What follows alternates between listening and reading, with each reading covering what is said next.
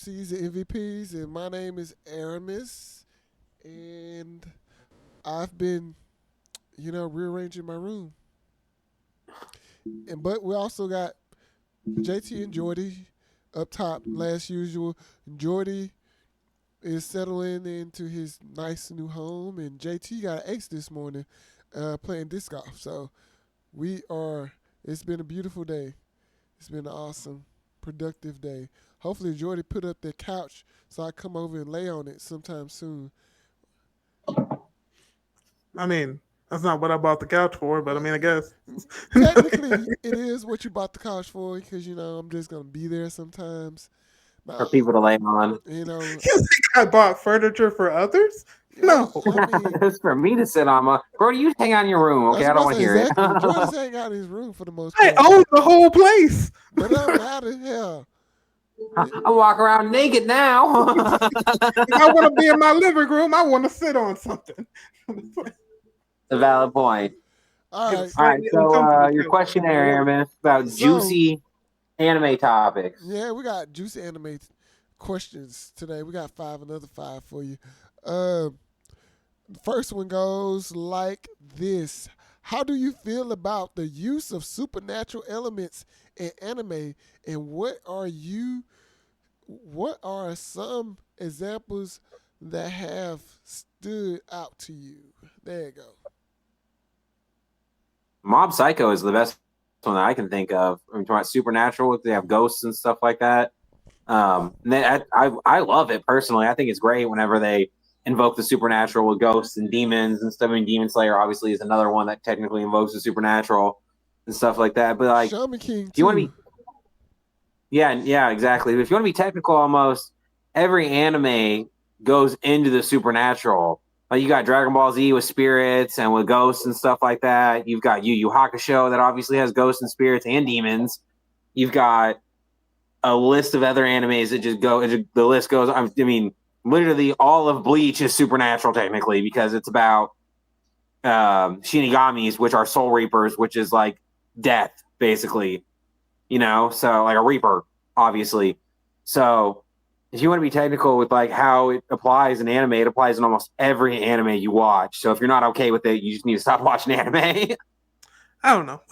I think most of the time is like if it's not under the supernatural genre, that's more than likely what he's talking about. It's not is there because the base root of supernatural being just something that's above the natural.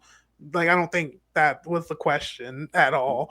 But like if it's predominantly dealing with ghosts and shamans and shit like that, so I'm perfectly fine with it. Like I really liked Mysterious Disappearances that recently ended, but it was a sort of monster of the week type thing where they dealt with different monsters and ghosts and shit like that. But they also gave you lore behind like why he was like, I think it's this kind of ghost. I think it's this kind of problem because it's historically this is what it was. This is where the myth came from, and this is what we're fighting, and these are the ways to combat it.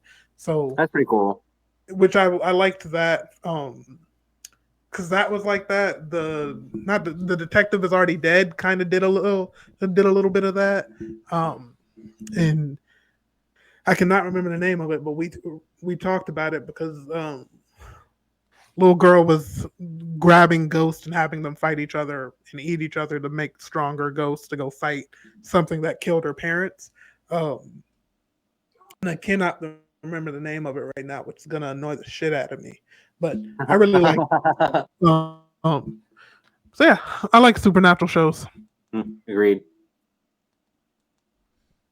Well, Lakers and about to play. Listen, just that stuff dry as hell, man. I don't know what you're talking about. This brisket dry as hell, homegirl. Thank you, pretty lady. Oh, there's someone else in the room. I was like, he's just telling us there's dry brisket. What are you talking about? I was confused by that. I'm sorry. That was my beautiful wife. She had to bring me some barbecue sauce because this stuff is dry. I'm talking about that brisket dry. I almost coughed up my lung trying. I said, "Oh Lord." So, but anyway, all right. I'm feeling you. Dark Gathering. That was the name of the show. Sorry. It's all good. But yeah. Next question. What do you think are some of the most emotional charged anime series or movies and why? Anime, TV shows, and movies. Emotionally charged. Or movies. Yeah. I'm trying to think. I mean, Goku. I mean, Dragon Ball Z is emotionally charged. I mean, like anger wise. I mean, but still, anger is emotion. Last time I checked, here. Yeah. Have you ever seen? Have you ever seen Inside Out? And what is it? Inside Out? Yeah, You're right. Inside anger Out. is Yes. emotion. I didn't see the first or the second movie. Man, I heard the second one is amazing. First one was really good too. But anger, he is the little red one. Yeah. So, anger is definitely emotion. True.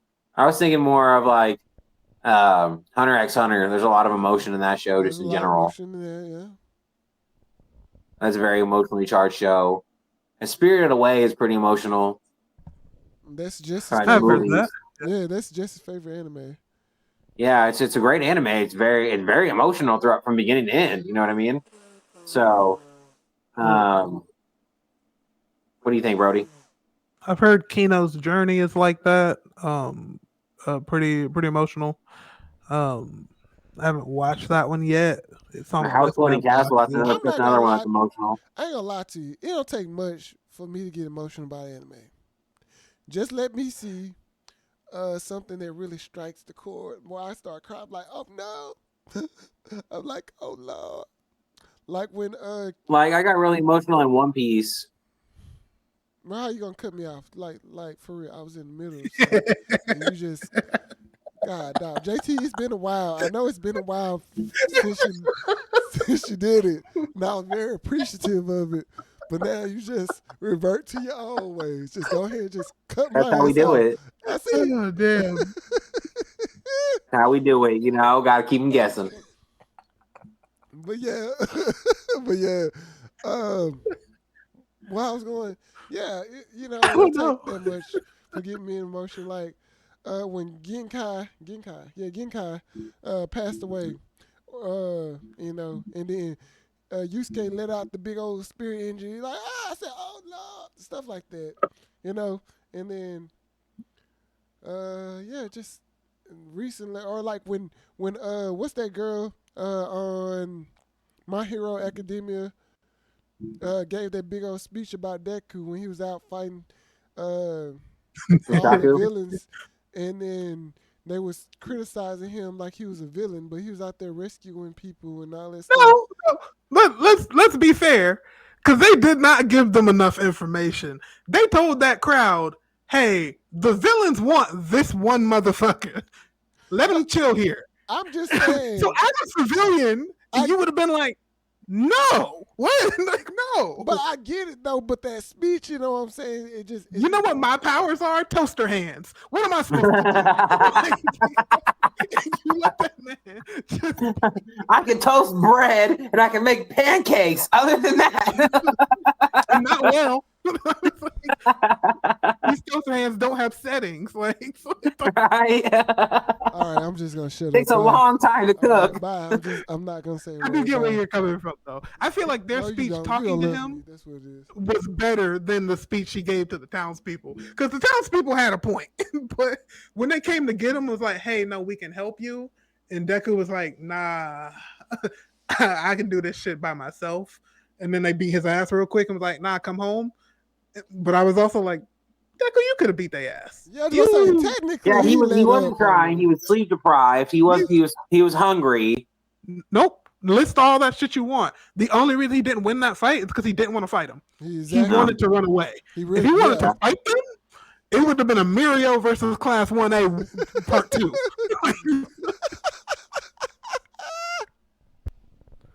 So, Tokyo Revengers, which is one of the reasons a lot of people were upset about it, because their main character being so emotional, which he was kind of supposed to be, because if he didn't care about these people, what was the fucking point of him going back to help them? Between that and then one of the biggest ones for me was Tokyo Ghoul. Ah, 'Cause that yeah, main character was just going through it the entire time. Like, yeah. start to finish, just going absolutely through it. Oh man, one I completely forgot of. Akigaga Kill. Akame. Bro, that Akame ga entire, Kill, yeah.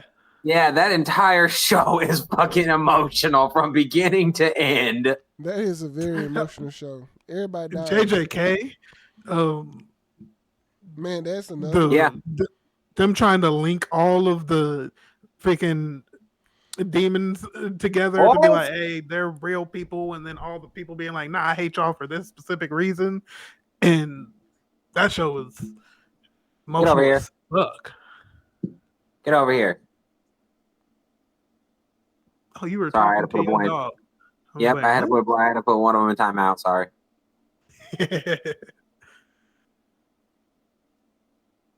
Shit, But- Hell's Paradise was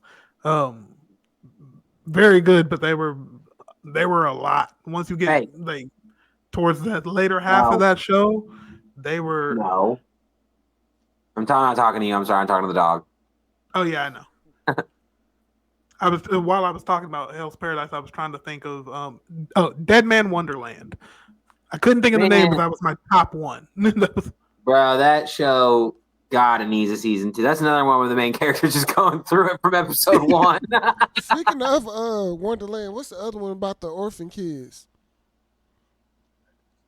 that doesn't narrow it down for me. Promise to Neverland. Promise Neverland. Yeah. Promise Neverland. Okay. There you go. God, doggone it. That was woo. That first season had me like, what the F? Goblin Slayer. Goblin, just the amount of anger that is in that boy is relentless. That Pure Yeah. disdain. Like you gotta right. use proper language when you speak about how. I'm sorry. You're right. Hey, It's not hatred. It's gone beyond that. my homie back there taking a bath, just licking himself on the oh, that, oh. My cat. Hey man, give her privacy. Don't you blur her out. Oh, Lord. I have to put a sticker over it in the video. Right. She just Smiley like, face sticker. An emoji like those girls do.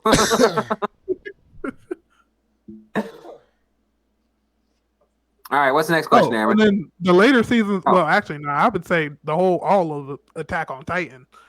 Yeah. Especially when you find out that what happens at the end. I don't want to give it away for anyone that hasn't watched it. If you watched it, you know. If you haven't watched it, go watch it. And then you'll know. Just you find out how much hatred Aaron really has. You talking about when Missy I'd cut say off last Aaron for head me, and hose it? I don't know. I hadn't watched the last like 2 seasons of that show yet. You heard me? No. You say that what I'm talking about? Yeah, I'm thinking. Is it? You talking about when Missy cuts off Aaron head and holds it like a little dog? No, I'm not. I'm talking about. So, if for you guys don't want spoilers, pause it a little bit before Aaron starts talking. But I'm talking about. I'm talking about like the fact that you find out that Aaron has gone through time basically to set all this up, Yeah, and he straight up tells his father to eat these people, children and all, and it's just like, damn, Aaron, you're cold, bro. that's crazy. He sure did go back in time and tell. That's ridiculous. Sorry, Brody. Aaron started it. All right. What else you got? Anything else, Jordy? Nah, I had to mute you. I haven't seen the end of that show. Oh, okay, good. You muted us. Good. All right, Oh, sweet. you muted us? Yep. Okay. So when you're on and editing the video, make sure you mute this part too.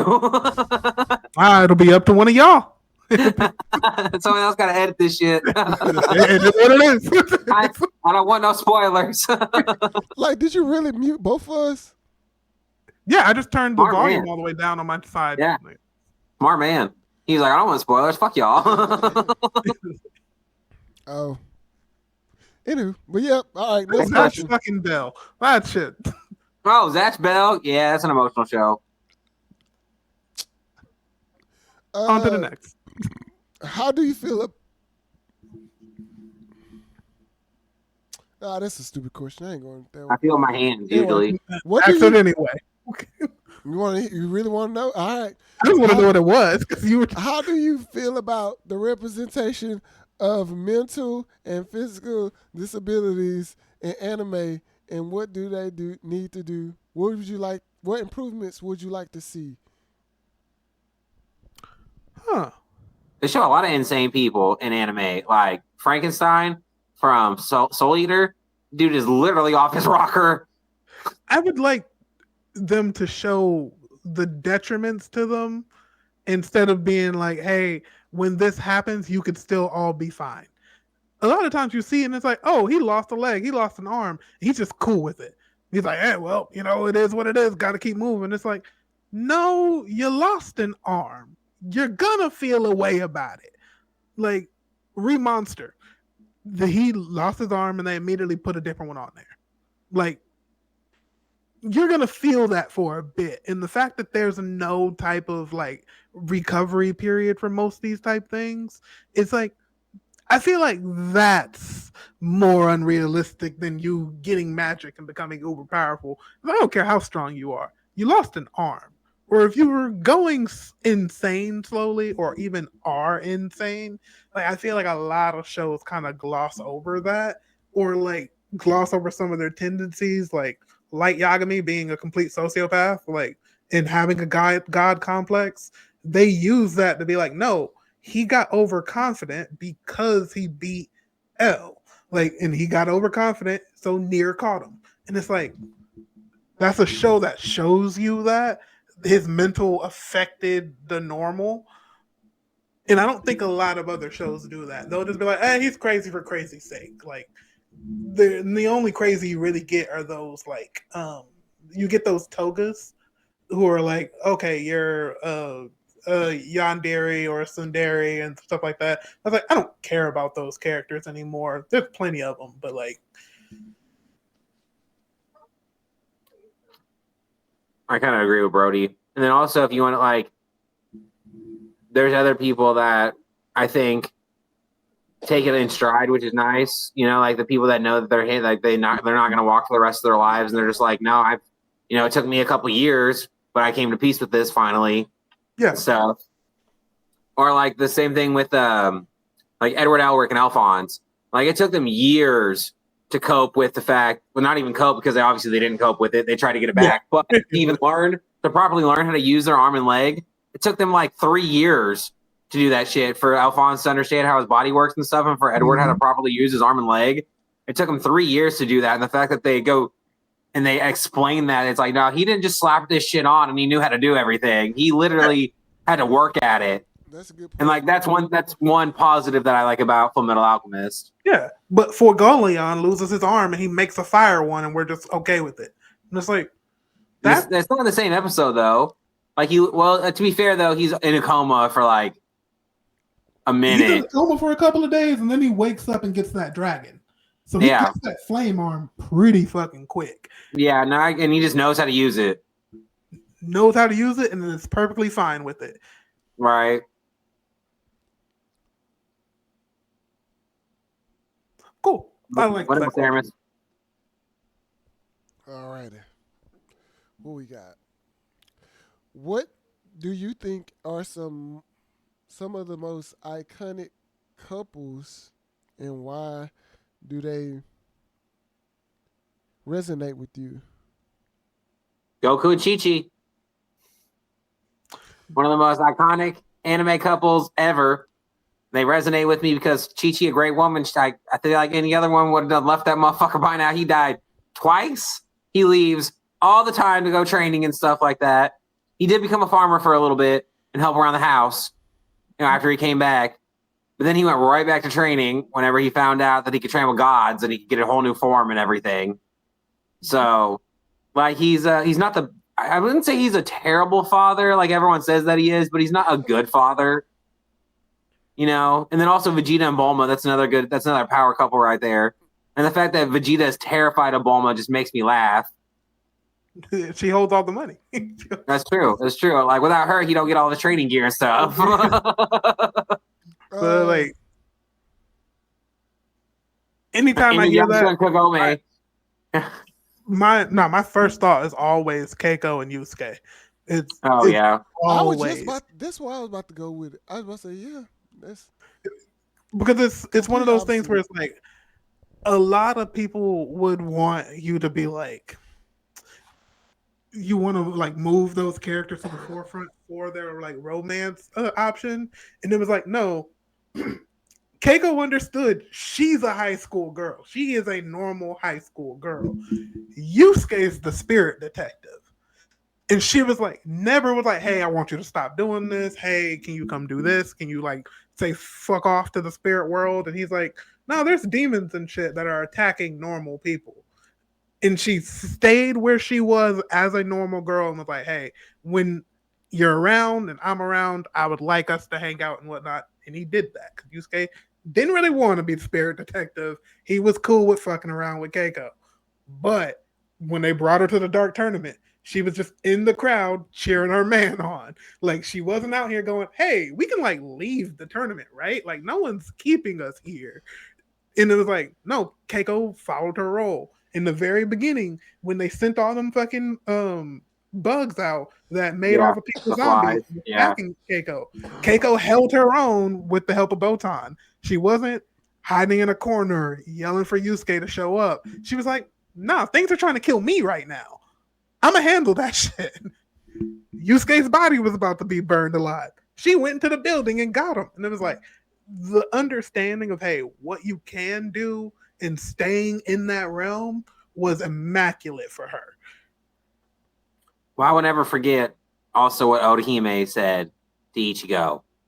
Yeah. You know, that's one of the most iconic lines. That's an iconic couple. I don't consider them a couple because they're not really together, but she loves him. In the future stuff, they literally have a kid, so. Okay, well, and she definitely loves him and stuff like that. So, like, that's another power couple. Her line was definitely unforgettable. Yeah, because people want to talk about speeches. I was like, if I had 5 lives, I wish I could live 5 lives in 5 different towns and have 5 different jobs and 5 different careers, and then all 5 of them, I would still love you. And I'm like, all right, Orihime, that's a lot. It's like that's you don't want one other dude. No. It's like, nah, you just want that motherfucker. All right, cool. Yep, that's love, man. That's love. All right. You know, Rukia's relationship with losing fights, you know, fucking rock solid. Oh yeah, well, so I was gonna Inuyasha and Kagome. That's another one no one can forget because obviously Kagome. I think that was the start of a lot of girls like being fine with toxic relationships. Right? Like that's not a good relationship. I kind of couple, yes, but that's not a good relationship. No, not at all. Koga snatched that girl up and she did not say anything about it. And it was like, he is literally beating Inuyasha's ass because he thinks that means he's going to get with you. Like, at any point, you could be like, Koga, I don't like you like that. Like, it's not going to happen. Ridiculous. And then she got mad at Inuyasha for trying to fight Koga. It's like, what do you want me to do? Oh my god. Inuyasha was out there chasing ghost pussy. So it was like. That's true. That's true. All right, the last question of the day. How do you think anime has impacted the way you how do you think anime has impacted the way you view and understand societal issues and politics? Governments are all corrupt all around the world. Just ask Lelouch. I mean, that's the truth, though. Like, people in power are going to do corrupt things regardless of who they are. And sometimes, I'm not going to lie, it may be a corrupt thing, but it's for the betterment of society. And then other times, it's a corrupt thing, and it's not for the betterment of society. It's like, and sometimes people got to understand that you got to have that. I can't remember what it's called. You got to sacrifice the few for the betterment of the many. Sometimes, you know what I mean. And anime is helping me understand that for sure. between that and like the understanding that like anime will tell you there is a hoarding of wealth from people at the top, and they will not stop that. There are No, yeah, going to be certain people near the top that are also against it, but keep in mind they're still at the top. Nothing about what they're doing is making them expect to be on the same level with you. So the people who you think are like, hey, well, they're for the people. And it's like, they're for telling you they're for the people because that's right. They're what for gets you paid. themselves.